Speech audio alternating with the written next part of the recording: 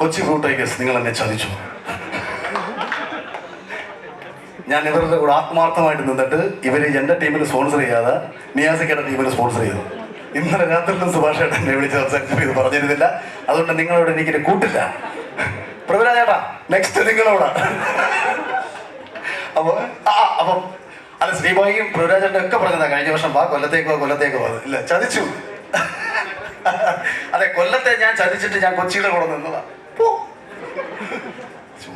എന്തായാലും ഞാൻ പറയാൻ കാര്യം, last man stands actually June മാസം UK മാച്ച് ഉണ്ടായിരുന്നു എന്ന് പറഞ്ഞിട്ട് ബേസിൽ എന്നെയും കൂടെ പേഴ്സണലി കളിക്കാൻ വിളിച്ചിരുന്നതാണ്. അപ്പം അവർക്കൊപ്പം അവിടെ കളിക്കാൻ വേണ്ടി പോയിരുന്ന സമയത്താണ് CCFൽ ഇങ്ങനെ ഒരു പ്ലാൻ വരുന്നതും പ്രതീക്ഷിച്ചതിനെക്കാട്ടി എത്രയോ വലിപ്പത്തിൽ എത്രയോ ഗംഭീരമായ രീതിയിൽ ഈ ലോഞ്ച് ഇവിടെ നടക്കുന്നതും ഞാൻ ആക്ച്വലി ചിന്തിച്ചിരുന്നില്ല ഇത്രയും ഒരു ഗ്രാൻഡ് ലോഞ്ചാണെന്ന്. കാര്യം കഴിഞ്ഞ തവണ KCLന്റെ ഭാഗമായിട്ട് അതിൻ്റെ ലോഞ്ചിന് നമ്മൾ പോയിരുന്നപ്പോൾ സമാനമായ രീതിയിൽ റെഡൊക്കെ ഇട്ടിട്ട് ഇവരവിടെ ഇരിപ്പുണ്ടായിരുന്നു, ഞങ്ങൾ ഇപ്പുറത്ത് ബ്ലൂ ഇട്ടിട്ട് ഇരിപ്പുണ്ടായിരുന്നു.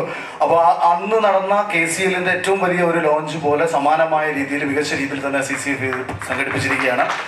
അപ്പോൾ ഇതിന് പിന്നിൽ ഒരുപാട് കഷ്ടപ്പാടുണ്ട്. സ്വാഭാവികമായിട്ടും പ്രായം എന്താണെന്ന് അറിഞ്ഞുകൂടാത്ത കുറച്ച് പേരുണ്ട് ഈ CCFന്റെ തലപ്പത്ത്.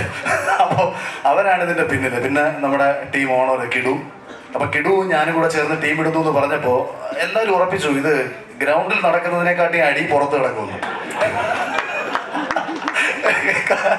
കാരണം ഞങ്ങൾ എപ്പോൾ കളിച്ചാലും ഞങ്ങൾ എന്തായാലും പറഞ്ഞടിയാ. ഇടയ്ക്ക് ഞാൻ ഹെൽമെറ്റൊക്കെ വലിച്ചെറിഞ്ഞിട്ട് പോകുന്ന വീഡിയോസൊക്കെ നിങ്ങൾ കണ്ടിട്ടാണ്. എൻ്റെ കൂടെ ഓടാൻ നിന്ന് കഴിഞ്ഞാൽ ലാസ്റ്റ് വാളി സിംഗിൾ എടുക്കത്തില്ല.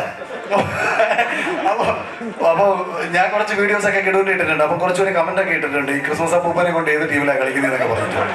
പക്ഷേ രണ്ടായാലും കിടുവിൻ്റെ പ്രായത്തേക്കാൾ ഉപരി കിടുവിൻ്റെ ഒരു ആവേശവും കാര്യങ്ങളൊക്കെ വെച്ചിട്ട് ഞങ്ങൾ ഈ ഒരു ടീമിൽ ജോയിൻ ചെയ്യുമ്പോൾ പുറത്ത് വലിയ അടികൾ നടന്നേക്കാൻ പേടിക്കേണ്ട, കളിക്കടത്തിനകത്ത് നമ്മൾ തകർക്കുമെന്ന പ്രതീക്ഷയോടുകൂടി അല്ലേട്ടൻ്റെ ഒരു വാചകം കടമെടുക്കുന്നു. Let's play and enjoy.